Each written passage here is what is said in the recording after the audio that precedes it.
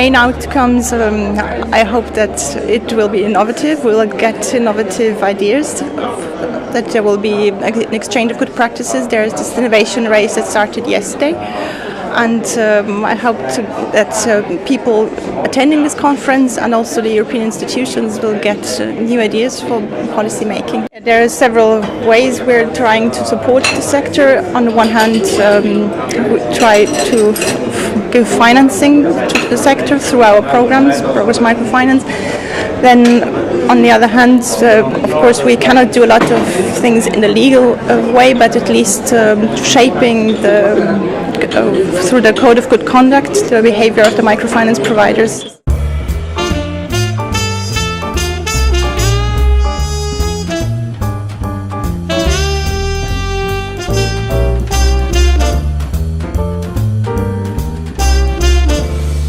Okay, so I think like everything, the most innovative pathway or the most important thing is not so much the tools that you use, but the attitude that you bring to it.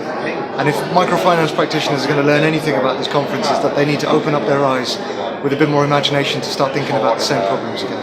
I would say that the most important innovation would be to simplify present legal and regulatory framework, both for credit and for micro-enterprises and self-employment, because they are really obstacles to the development of microcredit. We need to focus the future development of the microfinance sector, the new innovations in different legs, in different main points, or paths to be followed. We need to think about new ways of doing microfinance, new business models, new ways of management, internal management of the MFIs, but we also need to think about new ways of raising funds, not only for public administrations but also from private bodies, how to raise funds, how to capitalize the MFIs, etc. We need to think about how to use the new technologies, social media, mobile telephones, etc. Because actually in this field, even developing countries are even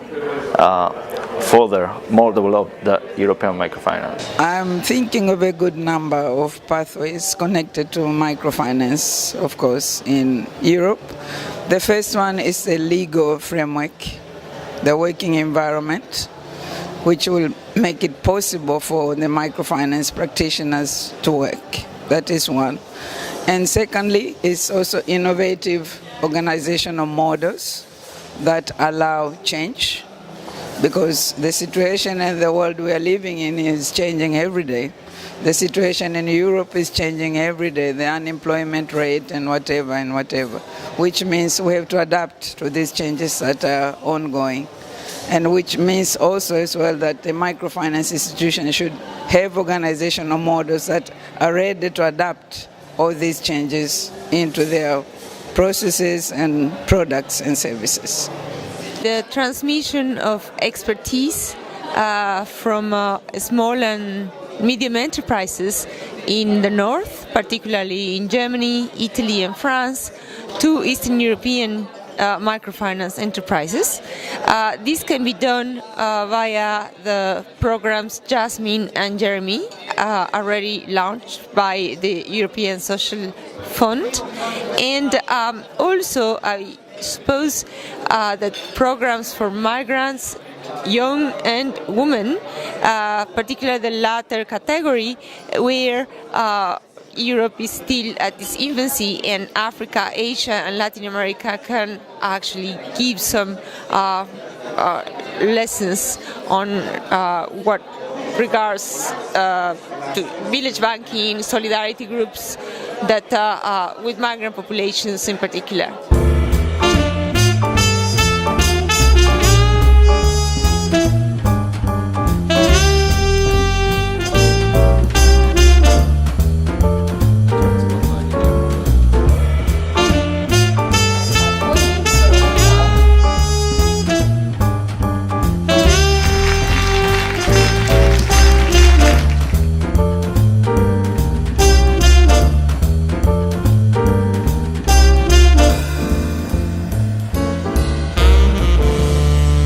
Microfinance is not just a tool for developing countries. Microfinance is important also for Western countries as Sweden, because we have also groups in our societies with very small income, just arrived from other countries, for instance, and we have a microfinance institute in Sweden working with these issues.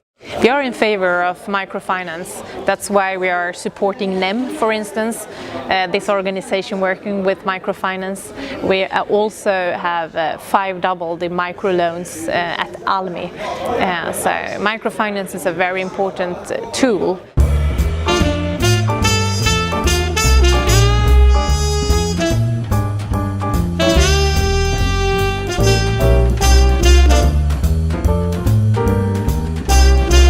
I think the role of the EMN is to get out of the way of the most innovative people in Europe, which is the microfinance practitioners.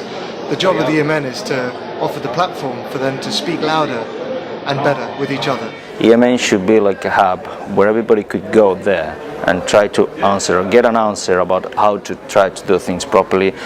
Who else in Europe is doing microfinance in a different way, using new technologies or reaching clients in a better way?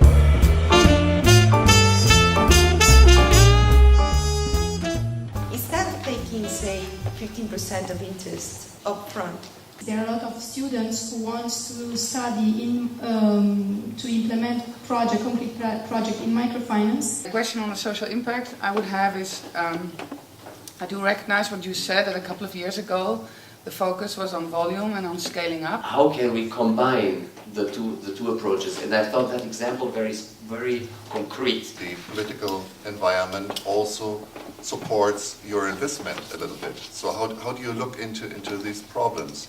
Solar and all this kind of investment in the alternative energy shows that if you have a long-term perspective and the framework that is clear and credible, private investor invest in a business that is even based on subsidy, because for me it makes sense. Because that's where everything is. That's where all the natural resources are that you can use to generate. Another one could be to use tomorrow's municipal water management as a production facility. I think that after this conference I understand better the language the investors speak, their expectations from MFIs and practitioners, and I think we will now better communicate with them in the process of fundraising. What I really enjoyed here was the fact that you can really meet the practitioners and from all Europe, and people who really know what is microfinance on the field. With the booming of microfinance, now there are lots of conferences around on this issue, but where many people don't really know what they are talking about. So what I really enjoyed here is that there is experience and really practitioners are here to exchange. We are to reflect about growth of microfinance. There is field to grow, so we need to find models and form to growth and to give more impact to microfinance in Europe. The main lesson I always take home is that we need to work together to become a big network, to grow together, to give more help to people that need microfinance.